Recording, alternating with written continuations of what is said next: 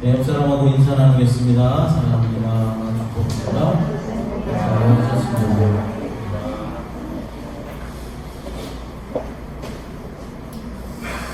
예, 코로나 전파의 진앙지로 여러 차례 교회에서부터 코로나가 시작되었었고 조금 잠잠해지려고 하면 또 교회 관련 시설들에서 계속해서 이 코로나가 팡팡 터지자 이제 교회는 더 이상 연합과 화해 그리고 평화를 가져다주는 곳으로 보여지지 못하고 극심한 혐오와 증오의 대상으로 전락하고 말았습니다. 우리 교회가 어쩌다가 이런 시세가 되었는지 참으로 안타까운 일입니다.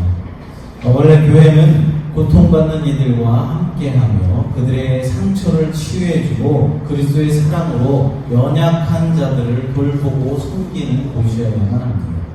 그런데 언제부터인가 교회는 치유의 주체가 아니라 치유의 대상이 되고 말았다는 것입니다. 그러니까 교회가 세상을 걱정하는 것이 아니라 이제는 세상에서 교회가 저러면 안 되는데 라고 걱정하게 되었다는 것입니다. 교회를 바라보는 시선이 이렇게 곱지 못한 이유 중에 하나는 교회가 너무나 자기중심적이고 배타적이기 때문입니다. 교회 건물들은 화려하게 지어놓았지만 여기저기 화려한 건물들로 교회를 지어놨지만 그것을 통하여서 이제 사회에 흘러들어가는 은혜와 사랑은 부족하고 오히려 세상에 피해만 주고 있기 때문입니다. 제가 한국에 있을 때 사랑의 교회라는 그 교회에 가서 주일 오전 예배를 드린 적이 한 번 있었는데 그 주일 오전 그 지역의 교통은 거의 마비 상태였습니다. 그 교회 주변의 거리들도 너무나 많은 사람들 때문에 혼잡하기가 이루 말할 수가 없었습니다. 그러니 그곳을 우연이라도 지나는 사람들의 생각이 어떻겠습니까? 이곳에다가 교회를 무엇하러 이렇게 크게 지어놔서 우리에게 이렇게 피해를 주느냐라고 생각하지 않겠습니까? 물론 그것이 전적인 교회의 잘못만은 아니겠지만 어쨌든 세상 사람들이 교회를 바라보는 그 교회의 모습은 점점 더 이제 경멸의 눈으로 바라보고 증오의 눈으로 바라보게 되었다는 것입니다. 여러분, 이러한 때에 우리 깨어있는 그리스도인들은 우리만큼이라도 교회에 실추된 이 명예를 회복하기 위해서라도 예수님의 사랑으로 세상을 치유해 나가며 화해와 평화를 가져다주는 일에 최선을 다하도록 노력해야 할 것입니다. 바로 우리 새마음교회가 이런 일들을 감당했으면 좋겠습니다. 너무 배타적인 교회가 되지 않았으면 좋겠다라는 말입니다. 죄의 본질은 자기중심성에 있습니다. 여러분, 자기중심성이라는 것은 자존감하고는 다른 말입니다. 자기중심적인 사람은 독한 욕심을 위해서 다른 사람을 배제하고 객관화하며 더 나아가서 사물화를 시켜버립니다. 사물화를 시킨다는 것은 사람 취급하지 않고 사람을 물건으로 대한다는 것입니다. 갈등과 분열을 일으키고 시기와 분노를 자아냅니다. 이것은 우선적으로는 하나님과의 수직적인 관계의 불화이며 그 결과로 이웃과의 수평적인 관계에 있어서도 불통으로 이어지게 만들어버리는 것입니다. 그래서 회심한 사람들의 가장 강력한 증거가 무엇인 줄 아십니까? 하나님 품으로 돌아온 사람의 가장 강력한 증거는 이기적이었던 사람이 이타적인 사람으로 바뀌는 것입니다. 불화를 일삼는 사람이 평화를 심는 사람으로 변화되는 것입니다. 본문에서 바울은 그리스도의 피로 이루신 구속을 연합과 평화, 화해의 사건이다 라고 말씀하고 있습니다. 유대사회에는 이방인에 대한 멸시와 차별이 튼튼한 담처럼 자리 잡고 있어서 서로 화해하거나 하나 되는 것이 힘들었습니다. 불가능했습니다. 그러나 예수님 안에서 놀라운 변화가 일어나게 된 것입니다. 오늘 본문을 통하여서 그리스도 안에서 일어난 놀라운 변화가 무엇인지 살펴보고 또 그 변화의 결과로서 교회는 어떻게 해야 하는지 생각해 보도록 하겠습니다. 첫째로 차별이 없는 은혜를 베풀어 주셨습니다. 본문 11절부터 13절 말씀을 읽어보겠습니다. 그러므로 생각하라. 너희는 그때 육체로는 이방인이요 손으로 육체에 행한 할례를 받은 무리라 칭하는 자들로부터 할례를 받지 않은 무리라 칭함을 받는 자들이라. 그때 너희는 그리스도 밖에 있었고 이스라엘 나라 밖의 사람이라. 약속의 언약들에 대하여는 외인이요 세상에서 소망이 없고 하나님도 없는 자이더니 이제는 전에 멀리 있던 너희가 그리스도 예수 안에서 그리스도의 피로 가까워졌느니라. 아멘. 바울은 이방인 성도들에게 그들의 삶이 예수님을 통해서 어떻게 달라졌는지 한번 생각해보라 라고 말하고 있습니다. 유대인들은 이방인들을 어떻게 생각했다고 합니까? 무할례자, 이스라엘 나라 밖에 살고 있는 사람들이다 라고 말하였습니다. 이 말은 외면적인 차이를 말하는 것뿐만 아니라 그 이상의 의미가 있는 말입니다. 즉 이방인은 하나님의 언약에서 배제된 사람들이다 라고 하는 노골적인 차별을 드러내는 그런 용어였다는 것입니다. 이렇게 취급받던 이방인들이 이제는 어떻게 되었습니까? 그리스도의 피로 구원함을 받았고 언약 안으로 이제 들어오게 되었으며 유대인과 하나가 되었습니다. 이러한 이방인과 같은 처지에 있던 사람들이 바로 저와 여러분이다 라는 것입니다. 바로 우리가 이방인이었다라는 것입니다. 이렇게 이방인으로 살 수밖에 없던 우리가 이제는 하나님의 언약의 백성이 된 것입니다.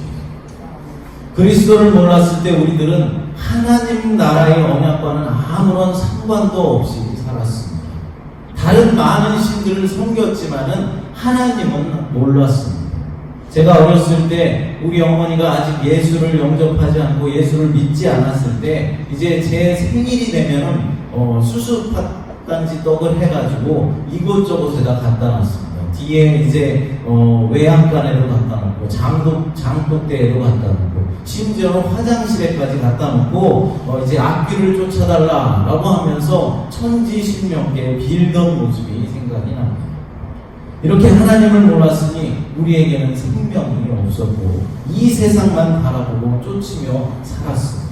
그러니 우리에게 무슨 소망이 있었겠습니까? 어떻게 사는 것이 창조주의 뜻에 쫓아 사는 것인지 깨닫지도 못했습니다. 하나님과의 관계에서 누릴 수 있는 영적인 복과 특권과는 아무런 상관이 없었습니다. 그렇게 죄와 사망 아래에서 절망적인 삶을 살 수밖에 없었습니다.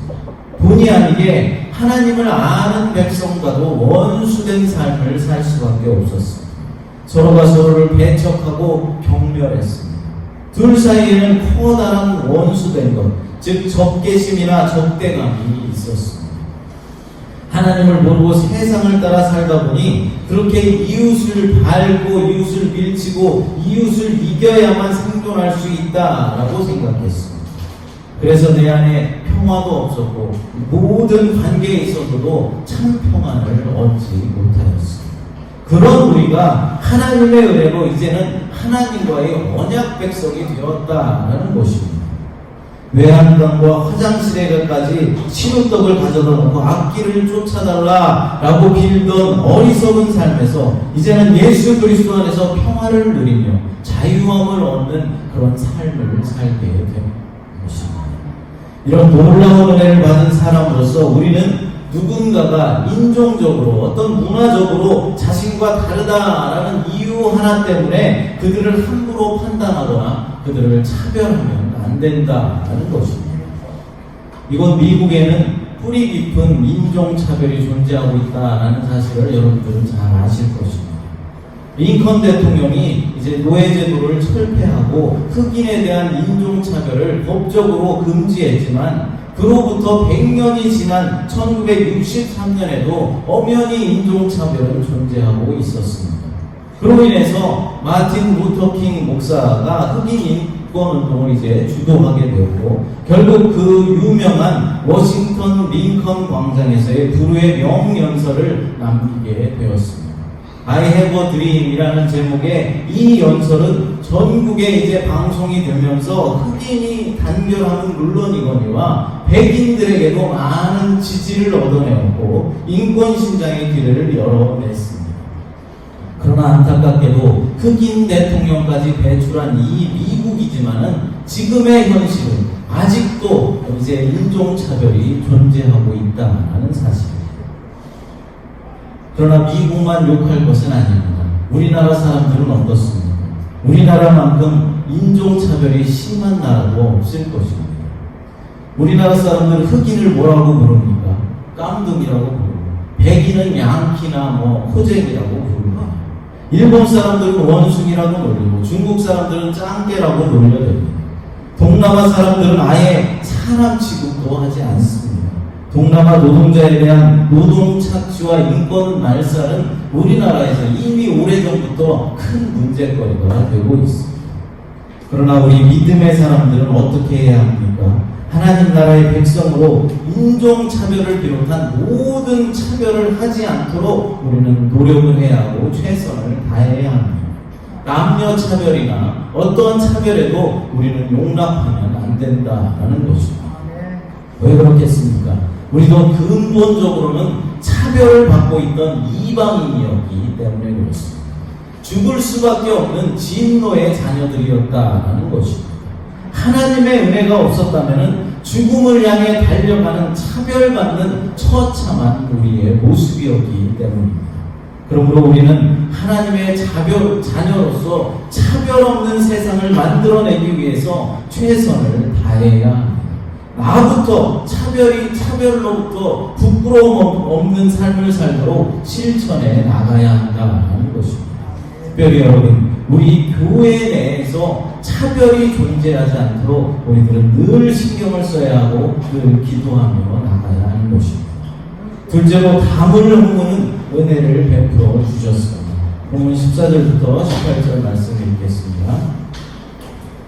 그는 우리의 화평이신지라 둘로 하나를 만드사 원수된 것 곧 중간에 막힌 담을 자기 육체로 하시고 법조문으로 된 계명의 율법을 폐하셨으니 이는 이 둘로 자기 안에서 한 세 사람을 지어 화평하게 하시고 또 십자가로 이 둘을 한 몸으로 하나님과 화목하게 하려 하시고 원수된 것을 십자가로 소멸하시고 또 오셔서 먼 데 있는 너희에게 평안을 전하시고 가까운 데 있는 자들에게 평안을 전하셨으니 이는 그로 말미암아 우리 둘이 한 성령 안에서 아버지께 나아감을 얻게 하려 하시리라. 아멘.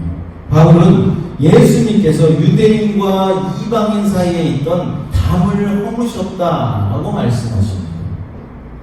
이 말은 이방인이 이제 성전에 들어오는 것을 막기 위해서 세웠던 만일 이방인이 넘어오면 죽임을 당할 것이다 라고 경고가 붙은 담을 연상시키고 있습니다. 그러나 우리 눈에 보이는 담보다 더 높고 결코 무너지지 않는 담이 있는데 그것은 유대인들의 마음속에 있던 그 이방인을 향한 배타성이라는 담이었습니다. 이 담을 바로 예수 그리스도께서 허물어 주셨다라는 것입니다. 유대인과 이방인이 이제는 한 세 사람으로, 그러니까 한 몸으로 만들어서 화평하게 하셨으며 하나님 아버지께 함께 나아갈 수 있도록 해주셨다라는 것입니다. 바로 예수님께서 그렇게 해주셨다는 것입니다. 여기서 한 몸이다라고 하면은 우리가 떠오르는 것이 있을 것입니다. 무엇입니까? 바로 결혼한 부부 사이를 우리는 한 몸이 되었다라고 말합니다. 창세기 2장 24절을 읽어보겠습니다. 이러므로 남자가 부모를 떠나 그의 아내와 합하여 둘이 한 몸을 이룰지로다. 아멘. 이상적인 남편과 아내의 관계는 동등한 인간으로서 서로를 존중하고 사랑하는 관계이어야만 합니다. 가정의 질서상 남편은 아내의 머리가 되고 아내는 남편의 심장의 역할을 담당해야 하는 것입니다. 그래서 남편과 아내는 서로가 한 몸이 되라 라고 말씀하는 것입니다. 그런데 현대의 가정과 부부의 모습들은 어떻습니까? 아내가 머리가 되려고 엄청나게 애쓰고 있습니다. 남편은 폭력으로 아내를 다스리려고 합니다. 한 몸은 고소하고 둘이 원수가 되지 않으면 다행일 지경입니다. 그냥 남남으로 살고 있다면 그나마 다행인 부부들이 얼마나 많이 있습니까? 그럼 무엇이 이 한 몸이 되어야 한 부부 관계를 파괴하고 변질시켰습니까? 바로 죄라는 법입니다. 죄는 부부 관계뿐만 아니라 모든 종류의 인간 관계를 변질시켜 놓고 파괴시켜 놓았습니다. 그리고 엄청난 높이에 담을 쌓아 놓았습니다. 부부 관계에, 부부 사이에 담을 쌓아 놓고 부모와 자식 관계에 담을 쌓아 놓았습니다. 그리고 성도와 성도 간에도 담을 쌓아놓고 성도와 목회자 간에도 담을 쌓아놓았습니다. 그러나 한 몸 된 부부관계를 파괴하고 모든 인간관계를 변질시킨 죄를 물리치시고 죄에서 승리하신 분이 계십니다. 막힌 담을 털어주신 분이 계시다라는 것입니다. 바로 우리 주 예수 그리스도이십니다. 예수님의 십자가로 원수와도 화목하게 하시고 평화와 화해를 가져다 주셨습니다. 그러므로 성도된 우리는, 예수님의 제자가 된 우리들은 예수님의 품으신 이 막힌 담을 다시 쌓아 올리는 그런 어리석은 일들을 하지 말아야 하는 것입니다. 내가 다른 사람과 하나 되는 것을 막고 있는 담은 무엇인지, 그래서 지금 허물어야 할 담이 무엇인지 한번 생각해 보십시오. 공동체의 성장을 막고 있고 복음을 들고 나가야 할 소명을 막고 있는 담이 무엇인지 살펴보시기 바랍니다. 이제는 더 이상 그 담을 그냥 방치해 두지 말고 허물어 버리시기를 간절히 바랍니다. 특별히 성도 간에 막힌 담은 없는지 살펴보시고, 만약 있다면 그 막힌 담을 반드시 예수 그리스도의 이름으로 허물어 내야 할 것입니다. 셋째로, 그리스도가 가져오신 평화의 결과로서의 교회의 모습을 말씀하고 있습니다. 본문 19절부터 22절 말씀입니다.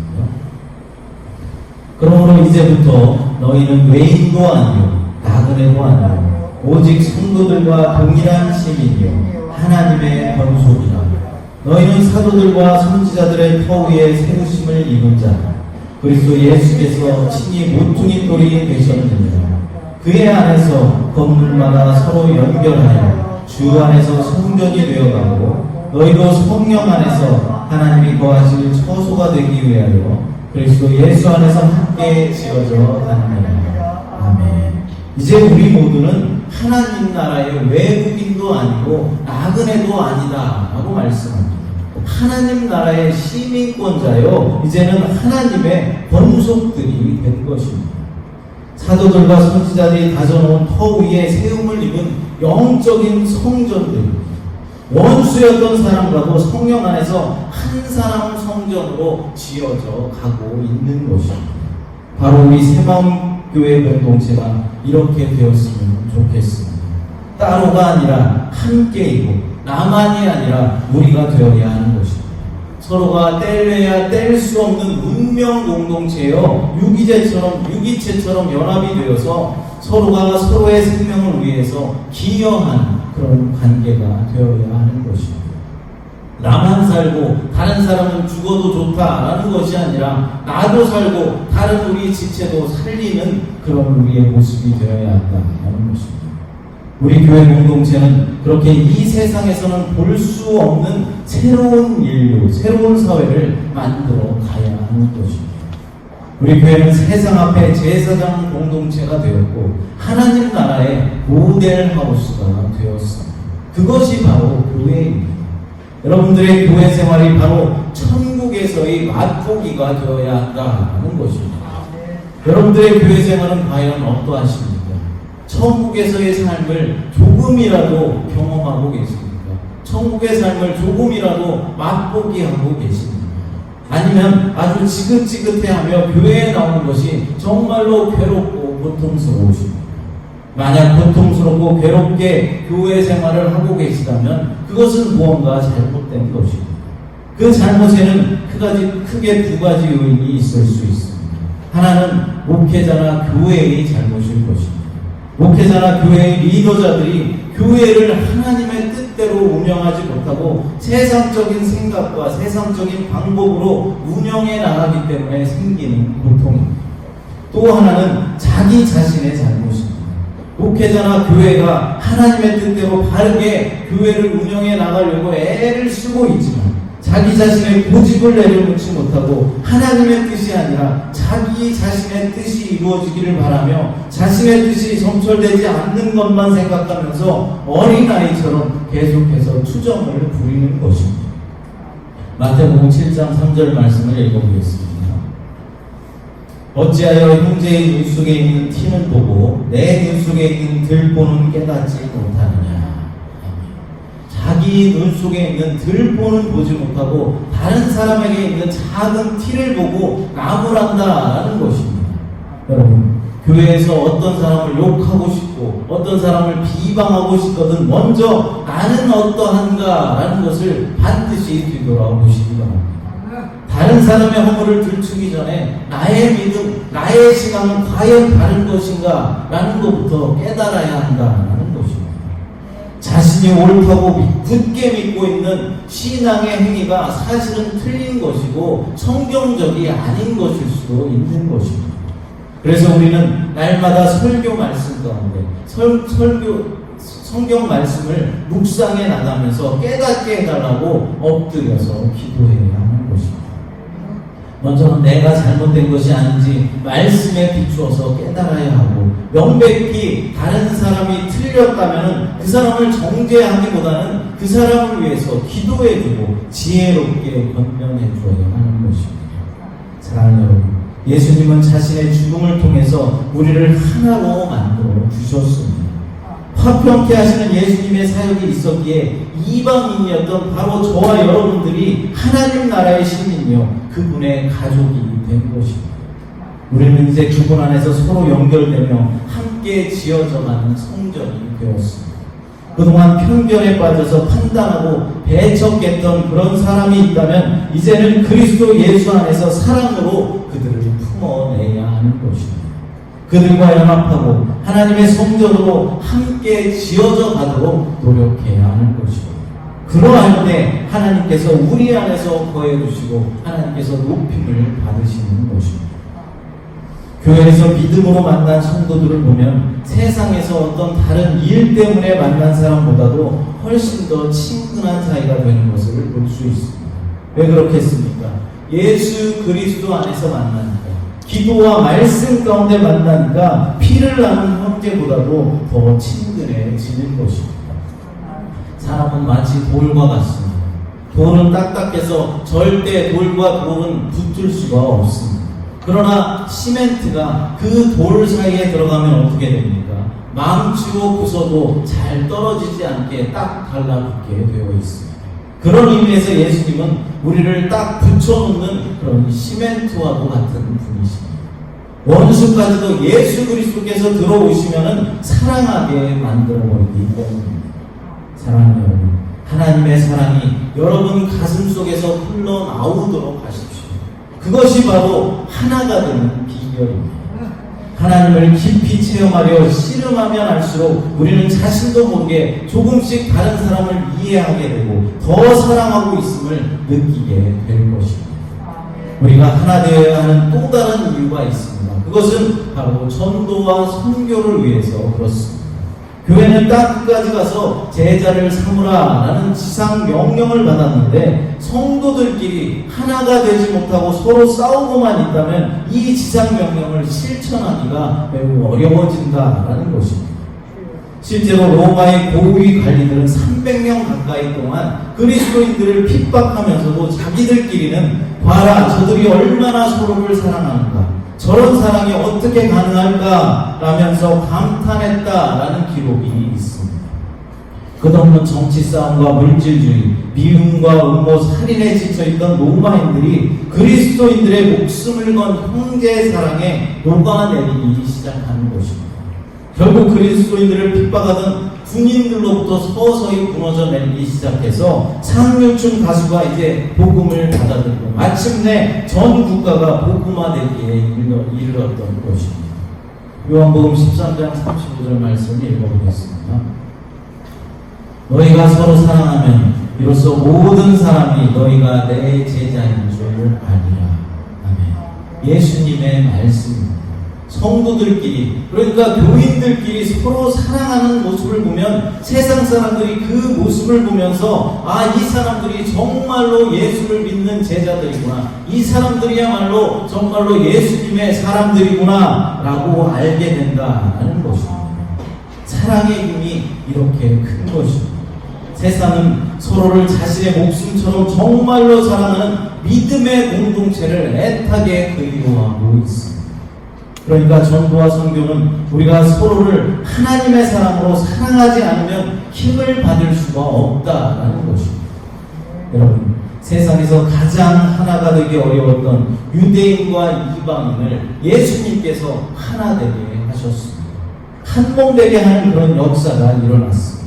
하나님은 지금 우리의 삶 가운데도 이런 역사가 일어나기를 기대하고 계시고 기다리고 계십니다. 바로 여러분들을 통해서, 바로 우리 새마음교회를 통해서 말입니다. 이 시간 함께 찬양하고 기도하도록 하겠습니다. 아까 불렀던 찬양, 꽃들 돌아가는 찬양, 찬양드리겠습니다. 하나님 감사합니다.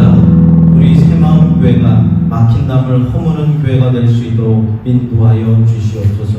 먼저 우리 성도들끼리 한 몸을 이루게 도와주시고 세상과의 소통에도 어려움이 없도록 너무나 배타적인 교회가 되지 않도록 하나님 도와주시옵소서. 그래서 하나님의 십자가 사랑이, 예수님의 십자가 그 사랑이 세상에 자연스럽게 흘러가도록 하나님 우리 교회를 사용하여 주시고 역사하여 주시옵소서. 거룩하신 예수님의 이름으로 기도드리옵나이다.